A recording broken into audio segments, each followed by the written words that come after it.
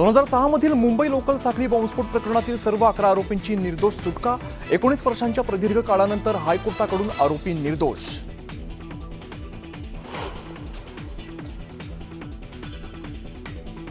Honey trap प्रकरणी संजय राऊतांचं खळबळजनक tweet. Social मीडियावरती गिरीश महाजन आणि प्रफुल्ल लोढा यांचा फोटो शेअर करत केले गंभीर आरोप।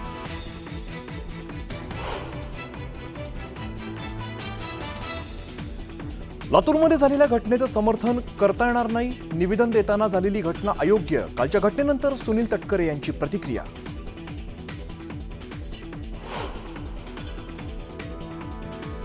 राष्ट्रवादीचे नेते सूरज चव्हाणांकडून दिलगिरी व्यक्त। छावा संघटनेच्या विजयकुमार घाडगेंच्या मारहाण प्रकरणावरती माफी मागत भेट घेणार असल्याची माहिती।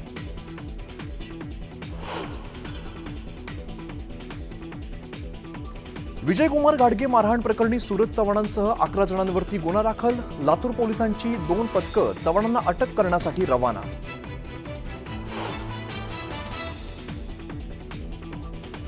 विजयकुमार घाडगेंवरील हल्ल्यानंतर छावा संघटना आक्रमक। धाराशिवमध्ये एनसीपी कार्यालयाबाहेर गोंधळ। लातूरमध्ये तटकरेंच्या विरोधात घोषणाबाजी तर नांदेडमध्ये एनसीपीचे बॅनर्स फाडले।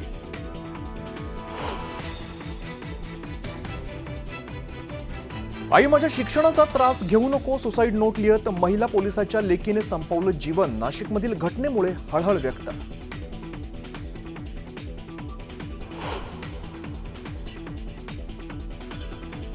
नाशिकमध्ये अनधिकृतपणे राहणाऱ्या 4 बांगलादेशी महिलांसह एका पुरुषाला अटक। दास नावाच्या व्यक्तीकडून बनावट कागदपत्र तयार करून दिल्याचं उघड। पोलिसांकडून अधिकचा तपास सुरू।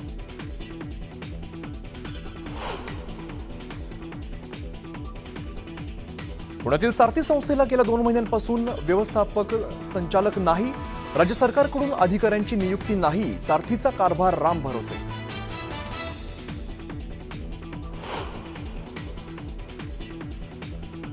आणि छत्तीसगडच्या बिजापूर जिल्ह्यामध्ये माओवाद्यांकडून 2 नागरिकांची हत्या। पोलीस खबऱ्या असल्याचा संशयातून हत्या करण्यात आल्याची माहिती।